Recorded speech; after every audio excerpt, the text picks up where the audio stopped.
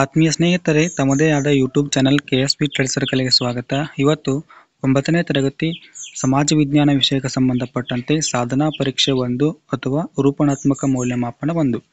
So ಈ ಒಂದು ಸಾಧನಾ ಪರೀಕ್ಷೆಯನ್ನು ಈ ಒಂದು ವಿಡಿಯೋದಲ್ಲಿ ನೋಡೋಣ. ಅದಕ್ಕೆ ಮುಂಚೆ ನೀವು ಇನ್ನೂ ನಮ್ಮ ಚಾನಲ್ ಸಬ್ಸ್ಕ್ರೈಬ್ ಮಾಡಿಲ್ಲ ಅಂತಂದರೆ ಸಬ್ಸ್ಕ್ರೈಬ್ ಮಾಡ್ಕೊಳ್ಳಿ ಅಂತ ಹೇಳ್ತಾ, ಇಲ್ಲಿ ಈ ಒಂದು ಸಾಧನಾ ಪರೀಕ್ಷೆಯ ಒಂದು ಮಾಡೆಲ್ ಪ್ರಶ್ನೆ ಪತ್ರಿಕೆಯನ್ನು ನಮ್ಮ ಒಂದು ಯೂಟ್ಯೂಬ್ ಚಾನಲಲ್ಲಿ 2 ರಿಂದ 3 ಒಂದು ಸಾಧನಾ ಪರೀಕ್ಷೆಯನ್ನು ಮಾಡೆಲ್ ಆಗಿ ಅಪ್ಲೋಡ್ ಮಾಡಲಾಗಿದೆ. ಸೊ ಅವುಗಳ ಒಂದು ಸದುಪಯೋಗವನ್ನು ಪಡ್ಕೊಳ್ಳಿ ಅಂತ ಹೇಳ್ತಾ, ಸೊ ಈ ಒಂದು ವಿಡಿಯೋನ ಇಲ್ಲಿಗೆ ಸ್ಟಾರ್ಟ್ ಮಾಡೋಣ. ಮುಖ್ಯ ಪ್ರಶ್ನೆ 1, ಸರಿಯಾದ ಉತ್ತರವನ್ನು ಆಯ್ದು ಬರೀಬೇಕು. ಇಲ್ಲಿ ಮೊದಲೇ ಪ್ರಶ್ನೆ ಏನಂತಂದ್ರೆ, ಗುರ್ಜರ ಪ್ರತಿಹಾರ ಮನೆತನದ ಅಥವಾ ರಜಪೂತ ಮನೆತನದ ಸ್ಥಾಪಕ ಅಂತಕ್ಕಂಥ ಒಂದು ಪ್ರಶ್ನೆ ಇದೆ.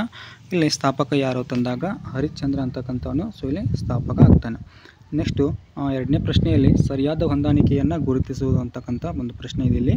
ಇಲ್ಲಿ ಸರಿಯಾದ ಹೊಂದಾಣಿಕೆ ಯಾವುದಾಗ್ತಿತ್ತಪ್ಪ ಅಂತಂದ್ರೆ ಮಲೆನಾಡು. ಸೊ ಇದೇನಂತಂದ್ರೆ ಜೀವ ವೈವಿಧ್ಯತಾ ವಲಯ ಅಂತೇಳಿ ಇಲ್ಲಿ ಸರಿಯಾದ ಒಂದು ಹೊಂದಾಣಿಕೆ ಆಗ್ತದೆ. ಸೊ ಇವುಗಳು ಯಾವುವು ಅಂತಂದ್ರೆ ಇಲ್ಲಿ ಆಗಂಗಿಲ್ಲ ಅಂತೇಳಿ ನೋಡ್ತೀವಿ. ನೆಕ್ಸ್ಟು ಮುಖ್ಯ ಪ್ರಶ್ನೆ 2ರಲ್ಲಿ 3ನೇ ಪ್ರಶ್ನೆ ಇರ್ತಕ್ಕಂಥದ್ದು ಒಂದು ವಾಕ್ಯದಲ್ಲಿ ಬರ್ತಕ್ಕಂಥದ್ದು. 3ನೇ ಪ್ರಶ್ನೆ ಏನಂತಂದ್ರೆ ಹಿಜ್ರಾ ಎಂದರೇನು ಅಂತಕ್ಕಂಥ ಒಂದು ಪ್ರಶ್ನೆ ಇದೆ. ಇಲ್ಲಿ ಸಾಮಾನ್ಯ ಶಕ 627ರಲ್ಲಿ ಮೊಹಮ್ಮದ್ ಪೈಗಂಬರಿಗಿಂತ ಅಂದ್ರೆ ಜೀವ ಭಯ ಇರುವುದರಿಂದ, ಆಮೇಲೆ ಅಲ್ಲಿರ್ತಕ್ಕಂಥ ಸಂಪ್ರದಾಯ ಒಂದು ವರ್ಗದವ್ರು ಏನು ಮಾಡ್ತಾರೆ ಅಂತಂದ್ರೆ ಇಲ್ಲಿ ಅವ್ರಿಗೆ ವಿರೋಧವನ್ನು ಮಾಡ್ತಾರೆ. ಹಾಗಾಗಿ ಈ ಒಂದು ಮೊಹಮ್ಮದ್ ಪೈಗಂಬರ್ ಏನಪ್ಪ ಅಂತಂದ್ರೆ ಮೆಕ್ಕಾದಿಂದ ಮದೀನಕ್ಕೆ ಏನು ಮಾಡ್ತಾರೆ ಅಂತಂದ್ರೆ ಪ್ರಯಾಣವನ್ನು ಬೆಳೆಸ್ತಾರೆ.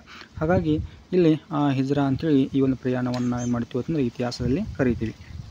ಇನ್ನು 4ನೇ ಪ್ರಶ್ನೆ ಏನಂತಂದ್ರೆ ಕರಾವಳಿ ಮೆಕ್ಕಲು ಮಣ್ಣು ಹೇಗೆ ನಿರ್ಮಾಣಗೊಂಡಿದೆ ಅಂತಕ್ಕಂಥ ಒಂದು ಪ್ರಶ್ನೆ ಇದೆ. ಇಲ್ಲಿ ಹೇಗೆ ನಿರ್ಮಾಣಗೊಂಡಿದೆ ತಂದಾಗ ಇಲ್ಲಿ ನದಿ ಸಮುದ್ರದ ಅಲೆಗಳಿಂದ ಸಾಗಿಸಲ್ಪಟ್ಟ ಮಣ್ಣು ಸಮುದ್ರ ತೀರದಲ್ಲಿ ಸಂಗ್ರಹವಾಗಿ ಕರಾವಳಿ ಮೆಕ್ಕಲು ಮಣ್ಣು ಅಂತಕ್ಕಂಥದ್ದು ಏನಂತಂದ್ರೆ ನಿರ್ಮಾಣವಾಗಿದೆ ಅಂತೇಳಿ ನೋಡ್ತೀವಿ. ಇನ್ನು ಮುಖ್ಯ ಪ್ರಶ್ನೆ 3ರಲ್ಲಿ 2 ರಿಂದ 4 ವಾಕ್ಯಗಳಲ್ಲಿ ಉತ್ತರವನ್ನು ಬರೀಬೇಕು. 5ನೇ ಪ್ರಶ್ನೆ ಏನಂತಂದ್ರೆ ಆದಾಯದ ಮೂಲಗಳು ಯಾವುವು ಅಂತೇಳಿ ಪ್ರಶ್ನೆ ಇದೆ.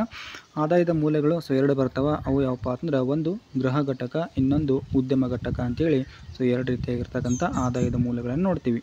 ಇನ್ನು ಈ ಪ್ರಶ್ನೆಗೆ ಅಥವಾ ಪ್ರಶ್ನೆ ಇತ್ತು, ಅದು ಏನಂತಂದ್ರೆ ಉದ್ಯೋಗದ ಮೂಲಗಳು ಯಾವುವು ಅಂತಕ್ಕಂಥ ಒಂದು ಪ್ರಶ್ನೆ ಇದೆ. ಉದ್ಯೋಗದ ಮೂಲಗಳು 3 ಬರ್ತಾವೆ. ಅವು ಯಾವಪ್ಪ ಅಂತಂದ್ರೆ ಒಂದು ಪ್ರಾಥಮಿಕ ವಲಯ, ಕೃಷಿ ವಲಯ ಅಂತೇಳಿ ಕೂಡ ಕರಿತೀವಿ. ಇನ್ನು ನೆಕ್ಸ್ಟು ದ್ವಿತೀಯ ವಲಯದ ಇದನ್ನು ಕೈಗಾರಿಕಾ ವಲಯ ಅಂತೇಳಿ ಕೂಡ ಕರಿತೀವಿ. ಇನ್ನು ತೃತೀಯ ವಲಯದ ಇದನ್ನು ಸೇವಾ ವಲಯ ಅಂತ ಕೂಡ ಕರಿತೀವಿ. ಇದಿಷ್ಟು ಏನಂತಂದರೆ ಉದ್ಯೋಗದ ಮೂಲಗಳು ಅಂತಕ್ಕಂಥ ಒಂದು ಪ್ರಶ್ನೆಗೆ ಉತ್ತರ. ನೆಕ್ಸ್ಟು ನಮ್ಮ ನೆರೆಯ ರಾಜ್ಯಗಳನ್ನು ಹೆಸರಿಸಿ ಅಂತಕ್ಕಂಥದ್ದು ಒಂದು ಪ್ರಶ್ನೆ ಇದೆ. 6ನೇ ಪ್ರಶ್ನೆ. ನಮ್ಮ ನೆರೆಯ ರಾಜ್ಯಗಳು ಯಾವತ್ತಂದ್ರೆ ಗೋವಾ, ಮಹಾರಾಷ್ಟ್ರ, ತೆಲಂಗಾಣ, ಆಂಧ್ರ ಪ್ರದೇಶ, ತಮಿಳುನಾಡು, ಕೇರಳ ಅಂತಕ್ಕಂಥ ಇಲ್ಲಿ ನೆರೆಯ ರಾಜ್ಯಗಳನ್ನು ನೋಡ್ತೀವಿ ನಾವು. ಇನ್ನು ಮುಖ್ಯ ಪ್ರಶ್ನೆ 4ರಲ್ಲಿ 5 ರಿಂದ 6 ವಾಕ್ಯಗಳಲ್ಲಿ ಉತ್ತರವನ್ನು ಬರೀಬೇಕು. ಏನಂತಂದ್ರೆ ಇಸ್ಲಾಂನ ನಿಯಮಗಳು ಇಸ್ಲಾಂನ ಆಧಾರ ಸ್ತಂಭಗಳಾಗಿವೆ, ಸಮರ್ಥಿಸಿ ಅಂತಕ್ಕಂಥ ಒಂದು ಪ್ರಶ್ನೆ ಇದೆ. ಇಲ್ಲಿ ಏನಂತಂದ್ರೆ ಕಲಿಮಾ ಅಂತಕ್ಕಂಥ ಒಂದು ನಿಯಮ ಇದೆ. ಅಲ್ಲಾನಲ್ಲಿ ಮಾತ್ರ ನಂಬಿಕೆ ಇಡಬೇಕು, ಮೊಹಮ್ಮದ್ ಏನಪ್ಪ ಅಂತಂದ್ರೆ ಅವರ ಪ್ರವಾದಿಗಳು ಅಂತೇಳಿ ನೋಡ್ತೀವಿ. ನೆಕ್ಸ್ಟು ನಮಾಜ್ ಇದೆ. ಪ್ರತಿದಿನ ಏನಪ್ಪ ಅಂತಂದ್ರೆ 5 ಬಾರಿ ಅಲ್ಲಾನಿಗೆ ಪ್ರಾರ್ಥನೆ ಮಾಡ್ತಕ್ಕಂಥದ್ದು. ನೆಕ್ಸ್ಟು ರೋಜಾ ಇದೆ. ರಂಜಾನ್ ತಿಂಗಳಲ್ಲಿ ಉಪವಾಸವನ್ನು ಮಾಡ್ತಕ್ಕಂಥದ್ದು.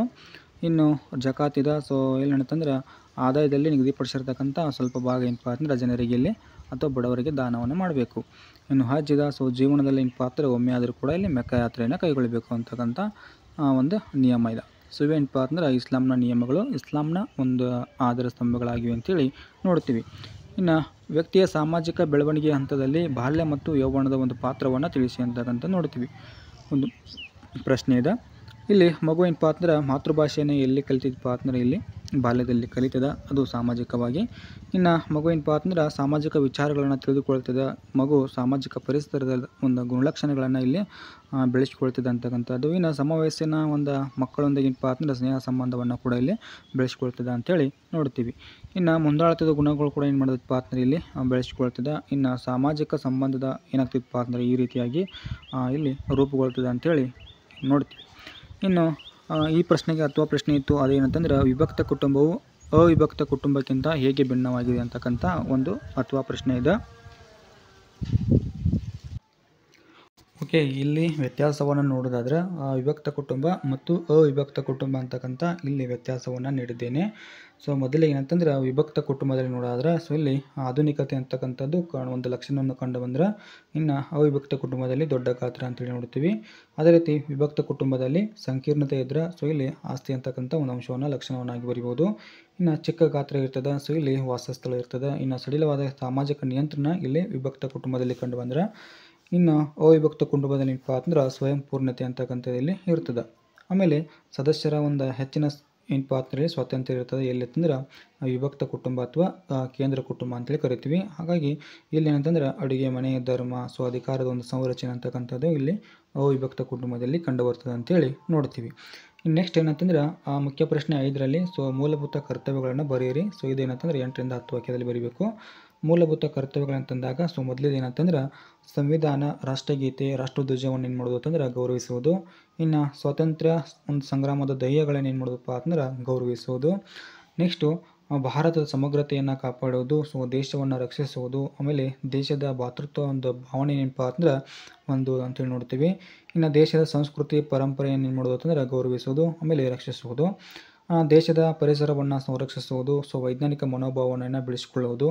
ನೆಕ್ಸ್ಟು ಸಾರ್ವಜನಿಕ ಸತ್ವವನ್ನು ಏನಪ್ಪ ಅಂದ್ರೆ ರಕ್ಷಿಸುವುದು ಅಂತೇಳಿ ಕರಿತೀವಿ, ಅಥವಾ ಆಸ್ತಿಯನ್ನು ರಕ್ಷಿಸುವುದು. ಇನ್ನು ರಾಷ್ಟ್ರವನ್ನು ಏನು ಮಾಡೋದು ಅಂತಂದ್ರೆ ಪ್ರತಿನಿಧಿಸುವುದು. ಆಮೇಲೆ ಪೋಷಕರು ಏನಪ್ಪ ಅಂತಂದ್ರೆ ಇಲ್ಲಿ 6ರಿಂದ 14 ವರ್ಷದ ಮಕ್ಕಳಿಗೆ ಏನಂತಂದ್ರೆ ಅಲ್ಲಿ ಶಿಕ್ಷಣವನ್ನು ನೀಡ್ತಕ್ಕಂಥ ಒಂದು ಕರ್ತವ್ಯ ಅಂಥೇಳಿ ಎಷ್ಟು ಈ ಒಂದು ಪ್ರಶ್ನೆಗೆ ಉತ್ತರವನ್ನು ನೋಡ್ತೀವಿ. ಇನ್ನು ಈ ಪ್ರಶ್ನೆಗೆ ಅಥವಾ ಪ್ರಶ್ನೆ ಅಂತಂದ್ರೆ ರಾಜ್ಯ ನೀತಿ ನಿರ್ದೇಶಕ ತತ್ವಗಳು ಯಾವ ಅಂತೇಳಿ ಒಂದು ಪ್ರಶ್ನೆ ಇತ್ತು. ಏನಂತಂದ್ರೆ ಮೂಲ ಸೌಲಭ್ಯಗಳನ್ನು ಒದಗಿಸುವುದು, ಸಮುದಾಯದ ಸಂಪತ್ತನ್ನು ಕೆಲವರ ಸತ್ತು ಆಗದಂತೆ ತಡೆಗಟ್ಟುವುದು, ಸಮಾನ ಕೆಲಸಕ್ಕೆ ಸಮಾನ ವೇತನವನ್ನು ನೀಡತಕ್ಕಂಥದ್ದು, ಆಮೇಲೆ ಅಸಮರ್ಥರಿಗೆ ಸಹಾಯಧನವನ್ನು ನೀಡತಕ್ಕಂಥದ್ದು. ಇನ್ನು ಏಕರೂಪದ ಒಂದು ನಾಗರಿಕ ಕಾನೂನನ್ನು ಜಾರಿಗೆ ತರ್ತಕ್ಕಂಥದ್ದು ಒಂದು ಏನಂತಂದ್ರೆ ಅಂಶ ಇರ್ತಕ್ಕಂಥದ್ದು. ಇನ್ನು ಶಾಲಾ ಪೂರ್ವ ಶಿಕ್ಷಣವನ್ನು ಏನು ಮಾಡೋದು ಅಂತಂದ್ರೆ ಕೊಡ್ತಕ್ಕಂಥದ್ದು. ಆಮೇಲೆ ವಿಶ್ವ ಕಾನೂನನ್ನು ಗೌರವಿಸುವುದು, ಗ್ರಾಮ ಪಂಚಾಯಿತಿಗಳನ್ನು ಸ್ಥಾಪನೆ ಮಾಡುವುದು, ಆಮೇಲೆ ಗುಡಿ ಕೈಗಾರಿಕೆಗಳನ್ನು ಪ್ರೋತ್ಸಾಹಿಸುವುದು, ಸೊ ಕೃಷಿ ಮತ್ತು ಪಶುಸಂಗೋಪನೆಗಳನ್ನು ವೈಜ್ಞಾನಿಕವಾಗಿ ಅಭಿವೃದ್ಧಿಪಡಿಸ್ತಕ್ಕಂಥದ್ದು. ಇನ್ನು ಪಾನ ನಿಷೇಧವನ್ನು ಜಾರಿಗೆ ತರ್ತಕ್ಕಂಥ ಒಂದು ರಾಜನೀತಿ ನಿರ್ದೇಶಕ ತತ್ವವನ್ನು ನೋಡ್ತೀವಿ. ಇನ್ನು ಕೊನೆಯದು ಏನಪ್ಪ ಅಂತಂದ್ರೆ ವೈಜ್ಞಾನಿಕ ಒಂದು ಆಧಾರದ ಮೇಲೆ ಬೇಸಾಯವನ್ನು ಏನು ಮಾಡೋದು ಅಂತಂದ್ರೆ ಅಭಿವೃದ್ಧಿಗೊಳಿಸ್ತಕ್ಕಂಥದ್ದು. ಇವೆಷ್ಟು ಏನಾದವು ಅಂತಂದ್ರೆ ಇಲ್ಲಿ ರಾಜನೀತಿ ನಿರ್ದೇಶಕ ತತ್ವಗಳು ನೋಡ್ತೀವಿ. ಇನ್ನು ಮುಖ್ಯ ಪ್ರಶ್ನೆ 6ರಲ್ಲಿ ಸೊ ಏನಂತಂದ್ರೆ 10ನೇ ಪ್ರಶ್ನೆ ಕರ್ನಾಟಕದ ನಕ್ಷೆ. ಸೊ ಅದನ್ನು ಬರೆದು ಕೆಳಗಿನವುಗಳನ್ನು ಗುರುತಿಸಬೇಕು. ಇಲ್ಲಿ 2 ಗುರುತಿಸಲಿಕ್ಕೆ ಇರತಕ್ಕಂಥ ಸ್ಥಳಗಳದವ. ಒಂದು ಉತ್ತರ ಮೈದಾನ, ಇನ್ನೊಂದು ರಾಣೆಬೆನ್ನೂರು ವನ್ಯಜೀವಿಧಾಮ ಅಂತೇಳಿ ನೋಡ್ತೀವಿ. ಸೊ 2 ಏನಂತಂದ್ರೆ ಇಲ್ಲಿ ಆ ನಕ್ಷೆಯಲ್ಲಿ ನೋಡೋದಾದ್ರೆ ಈ ಒಂದು ಭಾಗ ಏನಪ್ಪ ಅಂತಂದ್ರೆ ಇಲ್ಲಿ ಉತ್ತರ ಭಾಗ ಅಂತೇಳಿ ಇದನ್ನು ನೋಡ್ತೀವಿ, ಅಥವಾ ಉತ್ತರದ ಒಂದು ಮೈದಾನ ಅಂತೇಳಿ ನೋಡ್ತೀವಿ. ಇನ್ನು ನೆಕ್ಸ್ಟು ರಾಣೆಬೆನ್ನೂರು ಏನಪ್ಪ ಅಂದ್ರೆ ಈ ಒಂದು ಭಾಗದಲ್ಲಿ ಕಂಡು ಬರ್ತದೆ. ಸೊ ಇದಿಷ್ಟು ಏನಂತಂದ್ರೆ ಇಲ್ಲಿ 9ನೇ ತರಗತಿ ಸಮಾಜ ವಿಜ್ಞಾನ ಸೊ ರೂಪಣಾತ್ಮಕ ಮೌಲ್ಯಮಾಪನ ಒಂದು ಪ್ರಶ್ನೆ ಪತ್ರಿಕೆಯೊಂದಿಗೆ ಏನಂತಂದರೆ ಉತ್ತರಗಳು ಕೂಡ ನೋಡಿದ್ದೇವೆ. ಇನ್ನು ಈ ಒಂದು ವಿಡಿಯೋನ ಆದಷ್ಟು ಶೇರ್ ಮಾಡಿ ಅಂತ ಹೇಳ್ತಾ ಈ ಒಂದು ವಿಡಿಯೋನ ಇಲ್ಲಿಗೆ ಮುಗಿಸ್ತಾ ಇದ್ದೀನಿ. Thank you.